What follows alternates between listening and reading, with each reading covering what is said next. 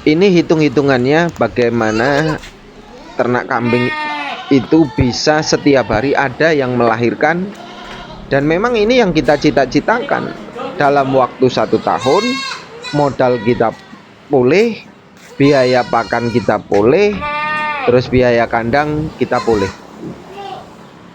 Assalamualaikum warahmatullahi wabarakatuh.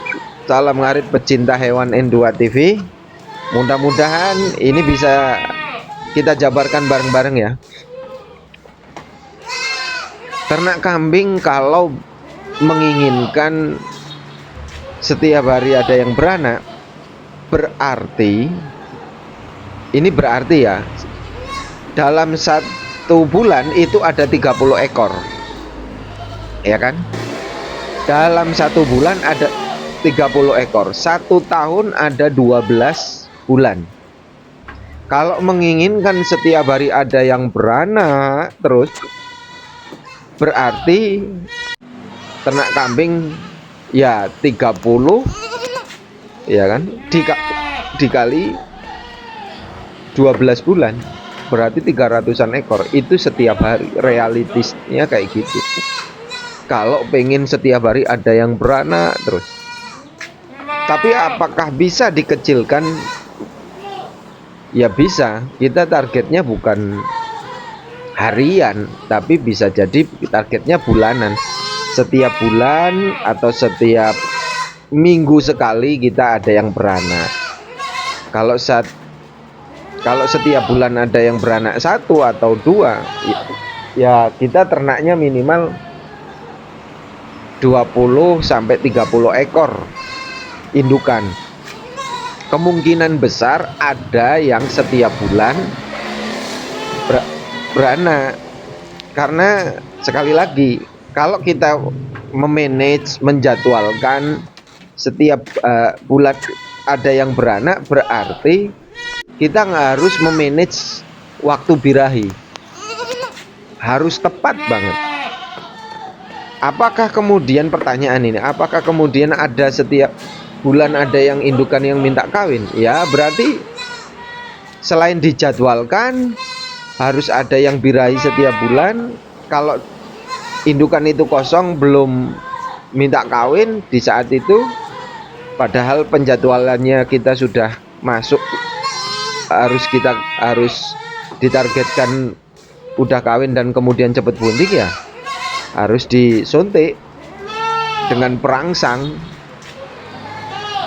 hormon, obat cepet birahi, itu bisa. Kalau kemudian di luar itu susah. Yang jelas memang harus ada rekayasa obat-obatan biar cepet birahi.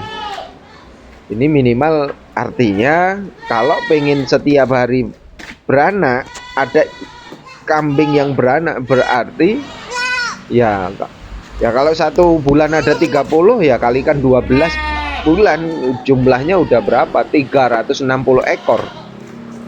Kalau 360 ekor, wah, nggak usah pusing lah. Yang ternak itu pasti udah kaya mendadak lah. Udah dibilang sukses hebat lah. Sudah dikatakan kita itu sultannya lah. Kalau 360 ekor indukan itu sudah ada, kita pelihara, sudah mau beli tanah, mau beli rumah, mau beli mobil baru pasti terwujud. Tapi sekali lagi, kalau yang konsepnya bulanan, ya minimal lah 30 ekor indukan. Itu menurut kita, dan saran saya ya memang untuk pemula, ya untuk belajar ya 30 ekor udah cukup lah ya. Apalagi kita itu harus memikirkan yang namanya pakan, terus perawatan.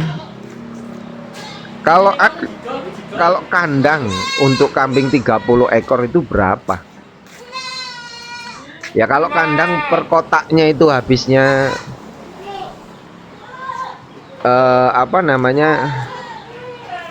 1 juta, berarti 30 pelong berarti 30 juta. Satu plong 1 juta itu maksudnya kita bikin dari nol ya, dari yang lahan kosong, terus kemudian kita beli pasir, beli bata, beli semen, beli asbes, atau beli seng, atau beli genting, terus beli kayu yang untuk rumahannya, untuk kandangnya. Itu kemungkinan satu plongnya kalau dihitung-hitung dari nol ya sampai berdiri sampai selesai 30 plong ya habisnya sekitar 30-an juta lebih, mungkin dikit, tergantung di mana teman-teman itu tinggal. Kalau mungkin di Lampung bisa jadi 30-an sampai 35 jutaan, karena harga kayu, harga material, atau harga bahan-bahan yang lainnya termasuk ongkos tukang itu kan berbeda kalau dibandingkan dengan teman-teman yang lain kan gitu. Maka kalau di Lampung ya 30 sampai 35 juta itu pastilah ya, mungkin bisa lebih malahan. Nah ini kalau hitung-hitungan biaya pembuatan kandang dari nol sampai tukang, biaya ya habis, siapkan duit aja lah untuk 30 ekor indukan ya kemungkinan sekitar 30-35 juta gitu kan. Kalau itu kita asumsikan per kotaknya itu 1 juta per ekor. Terus persoalan pakan nih ya, kalau 30 ekor full ngarit ya, mengandalkan rumput liar, ini saya jamin teman-teman nggak mampu cari rumputnya, kecuali harus memang ada bank pakan. Kalau toh tidak ada bank pakan, mungkin kalau hidupnya di Lampung enak ya, ada daun singkong. Kalau mau nyari yang gratis berarti ya pagi-pagi jam 6 udah berangkat ke kebun ya kan, ke kebun ngambil daun singkong yang tempat lahan orang yang sedang dipanen. Kalau mau beli ya berarti ya satu plastik silase itu ya sekitar, kalau harga normal harusnya 250-an kalau harga normal. Tapi kalau harga masih susah atau ke musim kering, bisa jadi satu plastik silase itu ya 300.000 sampai 350.000. Sedangkan kambing 30 ekor itu kalau kita hitung-hitung ya per hari itu indukan kurang lebih menghabiskan hijauan segar ya. Hijauan segar itu sekitar 7 kiloan. Kalau umpamanya diumpamakan silase gitu ya, silase 7 kilo per indukan, ya kalikan aja kali 30, berarti per hari habis berapa. Itu udah batas hitungan ya. Kalau rumput itu 7 kilo, kalau silase mungkin nggak sampai 7 kilo gitu kan, karena memang silase itu cenderung kambing cepet kenyang ya. Kalau rumput 7 kilo mungkin silase sekitar perharinya ya 5 kiloan lah. Artinya kalau kemudian kita sudah, ternak kambing sudah mengerti konsepnya, teorinya, hitung-hitungannya yang seperti ini ya kan sangat mudah sekali untuk sukses.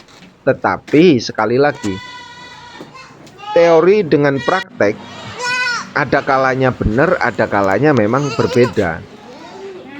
Teori sudah bagus, praktek itu kan harus penyesuaian satu ya. Kenapa teori dan praktek tidak seimbang atau tidak berjalan beriringan gitu? Karena memang setiap orang berbeda-beda karakternya, semangatnya, terus kemudian hal-hal yang memang dibutuhkan dalam tahapan-tahapan itu. Semua peternak berawal dari basic yang berbeda-beda, basic pengetahuan, basic finansial, dan basic yang lainnya berbeda-beda. Maka kemudian akan berbeda tingkat keberhasilannya. Kalau yang sudah seimbang antara teori dan prakteknya itu sudah seimbang, maksudnya seimbang itu dana sudah ada, lahan sudah ada, kambing yang ideal memang udah disiapkan, terus kemudian pakan sudah disediakan, kemudian solusi alternatif juga sudah disiapkan, pendanaan juga sudah disiapkan, semuanya sudah disiapkan, pengetahuan, skill sudah disiapkan. Ini mungkin antara teori dan praktik bisa berjalan seiring, tapi sekali lagi saya tegaskan, setiap orang akan berbeda-beda hasilnya, berbeda-beda masalahnya. Entah itu sering munculnya masalah kesehatan kambing. Kesehatan kambing itu memang harus dilihat, harus ditelisik ya, banyak hal.